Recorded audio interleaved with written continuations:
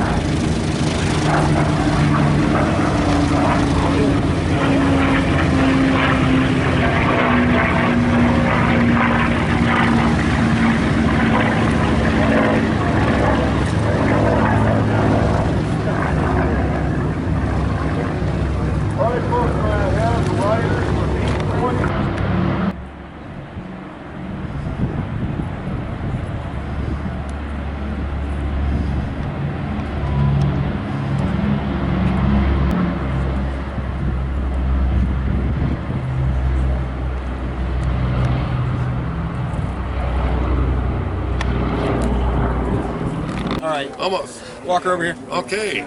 Blue hair for the blue tag. I was just going to say, man, the guy is right color coordinated. Cool. Cool. Well, come on in, folks. Come on in. Don't be shy. Don't be shy.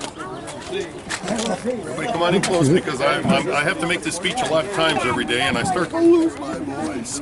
So, hi, I'm Bill Hogue. I'm with the Collings Foundation. You may have guessed that. Been with the foundation for 16 years. Flight engineer on all the aircraft, and I can tell you it's a lot of fun.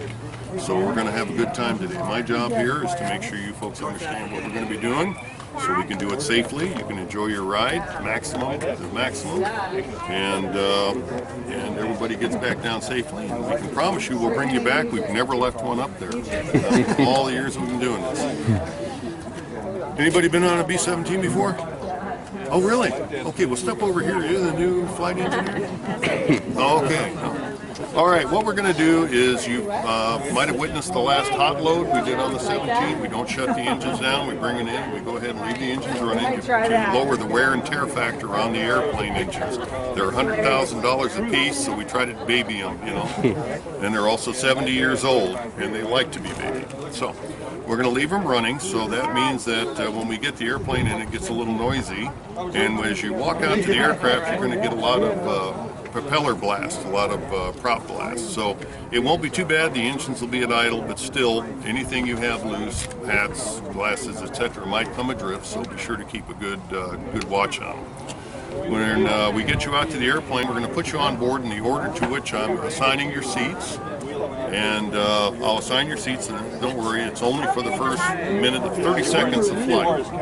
As soon as the aircraft gets wheels up, Zane, the flight engineer, is going to give you this signal here. And if you're not too mesmerized watching the tail wheel come up, you'll see him do this. If you look through the aircraft up to the bomb bay, and you'll see that means you can unbuckle, get up, and move all over the airplane. Can't go down in the ball turret because it takes 2 people to get you in and 3 to get you out.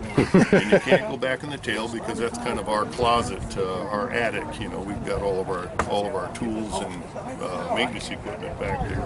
Besides that, the only way you can get back there is to get down on your stomach and crawl like a reptile, underneath the braces, around the tail wheel, underneath some more braces, and you get up to the tail and you pop up and discover there's no room for you. So, trust me. But the rest of the aircraft you can move all around. As you move through the waist position, you'll see the ball turret and the waist windows, beautiful views out of there. As you move forward through there, around the ball turret and onto the radio room, you're going to discover something special. We've got the roof hatch open. That was the dunking hatch, the bailout hatch, or the ditching hatch. If the aircraft ever went in the water, all the hatches were underwater. So they would pop that, go out onto the wing, launch the life rafts, and then exit the aircraft. We don't plan on doing that today, but still we've got the hatch open, so you're going to have the unique experience of being in an airplane with a sunroof, an open sunroof. Great experience. Stick your head up, enjoy it. 150 mile an hour slipstream. So again, beware hats, glasses, toupees, hearing aids, false teeth will all leave. So pay attention to your personal assets when you stick your head up. If you put your camera up to get a picture, make sure you got a good tight grip on it, or else we'll have a new dent in the tail of the airplane. And of course your camera won't be there. As you move through the airplane, we recommend you keep a handhold on something because it does move around. There's speed bumps up there in the air. It's always nice just to have a grip. Be aware there's a lot of sharp edges, so be careful what you hang on to. Any structural member is fine, just don't cut yourself.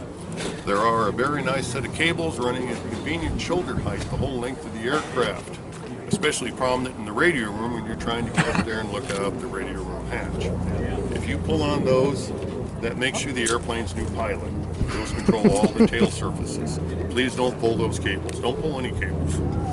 As you come through the out of the radio room onto the bomb bay, 6-inch wide catwalk running the length. Plenty of room to get through there. You folks are all nice and slender.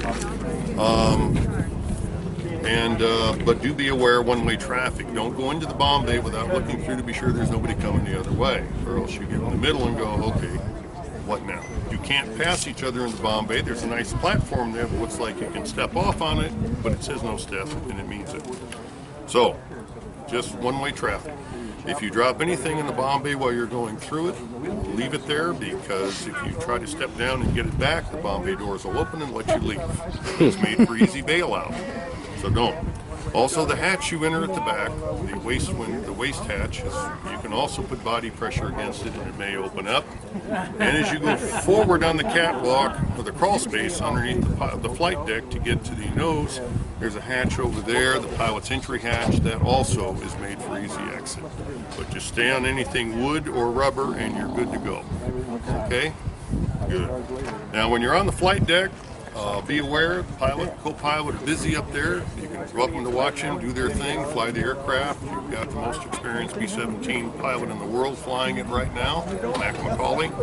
So he's a good guy to have doing it.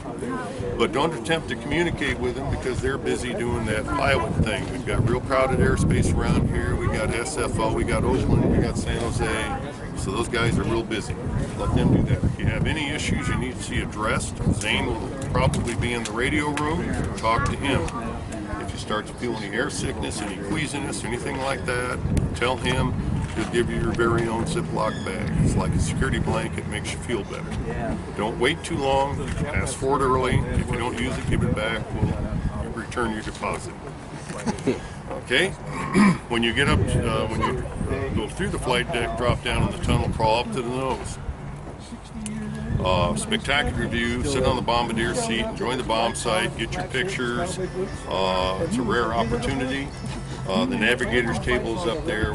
I suggest no more than 4 people in the nose at once, otherwise it gets kind of crowded. There are 10 people on the plane, so we've got a full group, but if everybody has a little courtesy for their fellow passengers, proceeds through the airplane and enjoys every station, everybody's going to get an opportunity to see everything. While you're up in the nose, the Astrodome's up there. That's where they used to navigate from. You can just look up there and look back at the pilot and co-pilot, take their picture if they like that, and just enjoy the ride. Zane's going to leave you up as long as possible, but the B-17 makes a straight-in approach, and when it lands, it goes down here. As he's coming into land, he's going to give you this signal here, or this signal here, or this signal, which indicates it's time to return to your seat. You don't have to go back to your original seat. You just need to find a place, plop down, buckle in, and then remain seated while they come over here, taxi up, and we're going to do another hop. We'll have you exit the aircraft, back out into the propeller blast again, and safely walk away. Any questions about anything here? A couple of questions. Yes. We live in Los Gatos, and they've been flying over our house and turning around. But this morning they were turning around over Los Gatos and not going quite over to our area. It might have been the weather was in a little bit. It might have been there was some noise complaints from the area. There's a lot of reasons they might have changed. Okay, that was the first time we've seen it that way. Well, like I say, it might have been weather. There might have been some clouds that we're a little too nervous about. Anything else? Yeah, what kind of octane do they need? 100 low lead. That's all we can get. Okay. So we run 40 inches of manifold pressure versus 62 like they did in wartime. Okay, who's with who here? Who's with who? You two? You two ladies are together? Okay. Well, okay, you're going to be the first in.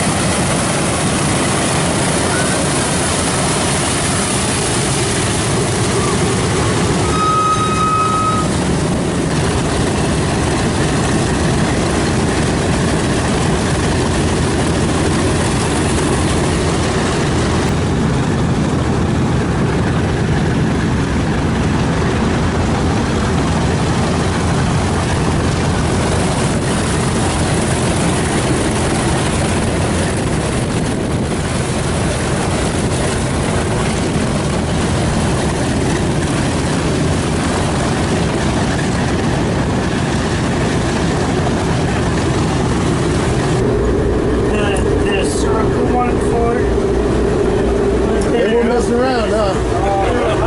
Yep, ready to go. We're moving. We're just ready to take off. So just want to let you know. All right, hi. Where'd you get that? They've been turning right over our house to come back. To be able to. She said she'd come out and wait. Wow. Yeah, I never that was a tour. Well, I planned enough